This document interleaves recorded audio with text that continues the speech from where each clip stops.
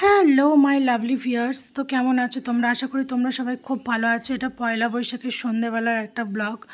তো যাই হোক, সন্ধেবেলায় ঘুম থেকে উঠে আমরা একটু চা নিয়ে বসেছিলাম, চা খাবো বলে। তো এখানে দেখো ডোডো ডিঙ্কাকে চা আর বিস্কিট দেওয়া হয়েছে, ওরা বসে বসে ফোন দেখছে। তো এত ওদের ফোনের নেশা, তো এদিকে টিভিও চলছে, এদিকে ওরা ফোনও দেখছে, মানে দুটোই চাই আর কি। তো যাই হোক, আমিও চা খেতে চলে গেলাম, মা এখানে চা নিয়ে বসেছিল আমার জন্য। তো আমি আর মা দুজনে চা খাবো বলে বসে পড়লাম।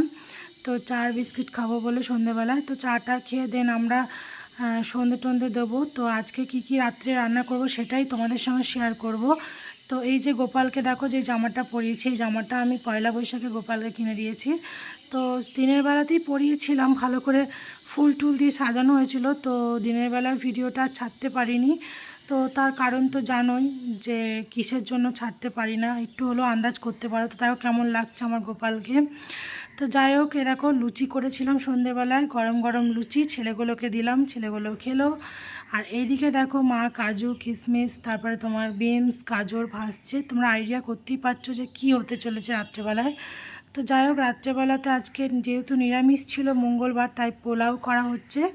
তো ফ্রাইড রাইস আর তোমার পনিরটা আমি করব, মা ফ্রাইড রাইসটা করবে। তো যাই হোক, মা ফ্রাইড রাইসটা করে নিই, তারপরে আমি পনিরটা করব।